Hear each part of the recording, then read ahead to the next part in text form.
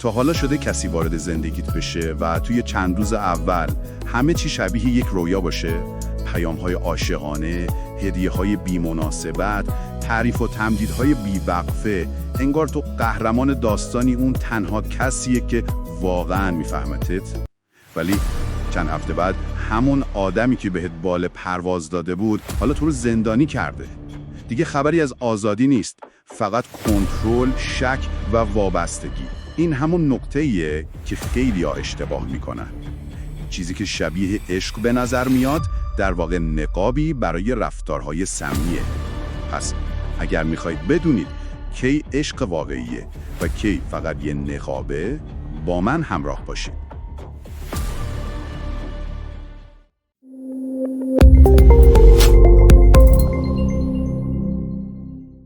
سلام، خوش اومدید با یه قسمت دیگه از پادکست تغییر دیدگاه.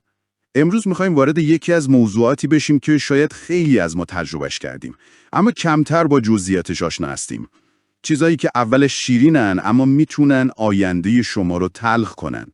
8 کاری که آدمای سمی در روزهای اول رابطه انجام میدن و دقیقاً مثل عشق به نظر میرسه. این اپیزود بر اساس مقاله از وبسایت وگ اوت مگزین ساخته شده.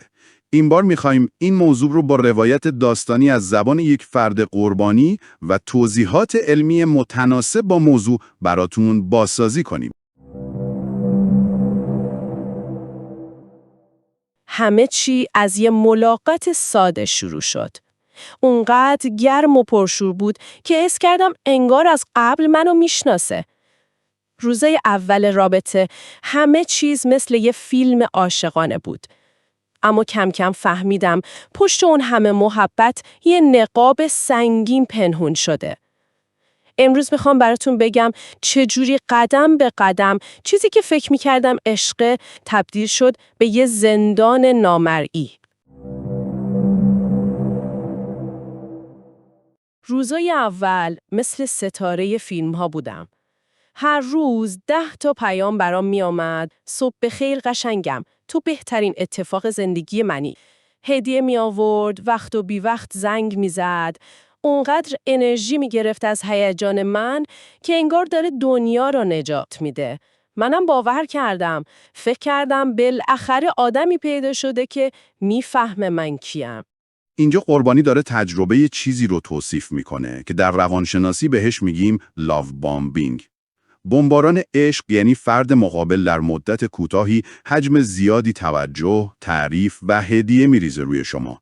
این کار سطح دوپامین و اکسیتوسین مغز رو بالا میبره، همون هورمون‌هایی که موقع عاشق شدن ترشح میشن. نتیجه، شما احساس میکنید رابطه عمیق و واقعیه، در حالی که هنوز هیچ شناخت واقعی شکل نگرفته. بمباران عشق یه ترفند کنترلیه. هدفش اینه که شما خیلی سریع وابسته بشید. یادم همون روزای اول اونقدر از من تعریف میکرد که خجالت میکشیدم. میگفت تو خاص‌ترین آدمی هستی که دیدم، یا هیچ کس مثل تو نیست. اوایل حس خوبی داشت، ولی بعد حس کردم عجیبه. مگه میشه توی یه هفته همه چیزو درباره من فهمیده باشه؟ تعریف و تمجید در رابطه چیز خوبیه، اما وقتی افراطی بشه پشتش نیت دیگه‌ای پنهانه. در روانشناسی این رفتار رو نوعی آیدیالیزیشن یا ایدئال سازی میدونن. طرف مقابل شما رو روی یه سکوی خیالی میذاره، نه به خاطر اینکه واقعاً میشناستتون، بلکه چون میخواد شما رو سریعاً درگیر کنه. مشکل اینجاست. همونطور که این ستایش بی‌دلیل شروع میشه، به همون سرعت هم تبدیل به تحقیر و انتقاد میشه. این چرخه ایدئال سازی و تخریب از مشخصه‌های بارز روابط سمیه. یادم گوشیم هیچ وقت سایلنت نبود. هر جا می رفتم پیاماش مثل سایه دنبالم می کرد. کجایی؟ با کی هستی؟ چرا جواب نمیدی؟ اوایل فکر می کردم یعنی خیلی نگرانمه. اما کم کم حس کردم تحت نظرم. حتی وقتی با دوستان بودم دلم شور می زد که نکنه دیر جواب بدم و دعوا بشه. تماس و پیام مداوم یکی از ابزارهای کلاسیک کنترله. در روانشناسی به این پدیده میگن مانیتورینگ بیهیویر یا رفتارهای پایشی. در ظاهر به عنوان نگرانی یا توجه بروز میکنه، اما در واقعیت قصدش محدود کردن آزادی و ایجاد وابستگیه. وقتی کسی به شما فرصت نفس کشیدن نمیده، رابطه از تعادل خارج میشه. 3 روز بیشتر نبود که آشنا شده بودیم. ولی یه شب نشست و از عمیق‌ترین دردهای زندگیش گفت. از سختی‌های کودکی، از خیانت‌های گذشته، از رازهایی که حتی خانواده‌ش هم نمی‌دونستن. من بغض کردم. حس کردم من براش خیلی مهمم. اما بعدها فهمیدم این حرفا بیشتر برای گیر انداختن من بود. چون بعدش دیگه نمیتونستم رهاش کنم. انگار رازدارش شده بودم و مسئول خوب و بد بودن حال و روزش بودم. در روانشناسی این پدیده رو فلادینگ اینتیمسی یا غرق کردن در صمیمیت میگن.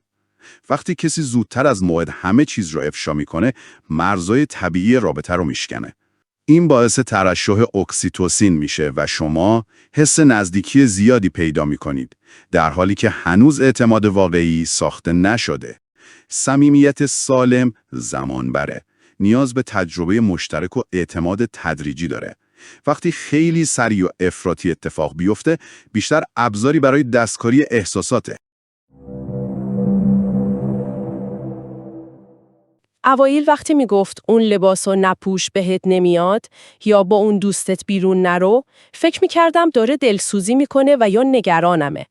اما بعد دیدم هر تصمیم کوچیکی باید با نظر اون باشه. کم کم حس کردم اختیار خودم از دستم رفته. این نمونه واضح کنترلینگ بیهیویر یا کنترلگریه. آدمای سمی این کار رو پشت نقاب توجه و دلسوزی پنهان میکنن. در واقع دارن مرزهای فردی شما رو کم کم از بین میبرن تا استقلالتون رو از دست بدید. وقتی میگفت من نمیخوام هیچ کس دیگه‌ای بهت نگاه کنه، فکر میکردم یعنی خیلی دوستم داره. ولی کم کم فهمیدم دارم زندگیمو محدود میکنم تا اون آروم باشه. دیگه حتی راحت نمیتونستم با خانوادم وقت بگذرونم. حسادت رو خیلی نشانه عشق میدونن، اما از دید علمی بیشتر نشانه اینسیکیوریتی یا ناامنیه.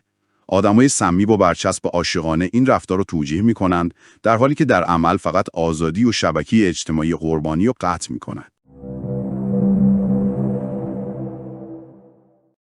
هر وقت میخواستم درباره رفتارش حرف بزنم، فوری گریه میکرد و میگفت من خیلی سختی کشیدم. تو هم میخوای ولم کنی؟ منم دلم نمیومد فشار بیارم. کم کم یاد گرفتم همیشه سکوت کنم تا ناراحت نشه. اینجا با پدیده ویکتیم پلیینگ یا بازی در نقش قربانی روبرو هستیم. فرد سمی خودش رو در موقعیت قربانی قرار میده تا شما احساس گناه کنید. این تکنیک یک جور ایموشنال مانیپولیشن یا دستکاری عاطفیه و باعث میشه شما به جای اینکه مرز بذارید بیشتر خودتون رو سرزنش کنید. هر روز بیشتر حس می‌کردم بدون اون نمیتونم ادامه بدم. انگار زندگیم رو گرفته بود دستش. وقتی دور میشد، حالم خراب میشد. وقتی بود، آرامش داشتم، هرچند پر از استرس. یه جور وابستگی بیمارگونه. اینجا ما با شکلگیری تروما باندینگ یا پیوند ناشی از آسیب روبرو هستیم. این نوع پیوند وقتی شکل میگیره که چرخه عشق ورزی شدید، بعد تنبیه یا انتقاد و دوباره محبت تکرار بشه. مغز قربانی در این چرخه دچار اینترمیتنت رینفورسمنت یا تقویت متناوب میشه. همون مکانیزمی که باعث اعتیاد به قمار هم میشه. در نتیجه قربانی به رابطه وابسته میمونه حتی وقتی میدونه براش ناسالمه.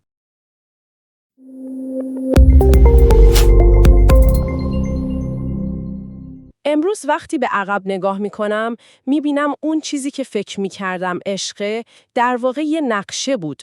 من هم عاشق شدم هم زندانی. اما الان فهمیدم عشق واقعی اینطوری نیست. عشق واقعی صبورانه ساخته میشه، با احترام به مرزها، نه با شکستنشون.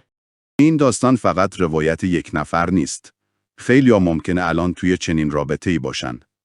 به یاد داشته باشید عشق سالم با آرامش همراهه، نه اضطراب. با احترام به مرزها همراهه، نه شکستن اونها. اگر در رابطه‌ای احساس کردید آزادیتون، عزت نفستون یا امنیتتون در خطره، به صدای درونتون گوش کنید و کمک بگیرید.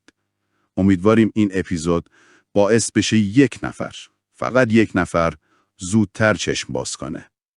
اگر اوایل رابطه همه چیز زیادی خوب به نظر میرسه یا سرعت همه چیز غیر طبیعیه، حتما بهش دقت کنید. مرزاتون رو نگه دارید و به نشونه ها حساس باشید، چون پشت نقاب عشق میتونه رفتاری سمی پنهون شده باشه.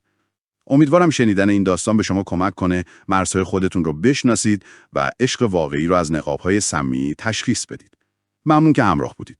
اگر از این قسمت خوشتون اومد، لطفاً اون رو برای دوستاتون بفرستید و از ما با لایک و کامنت و سابسکرایب حمایت کنید.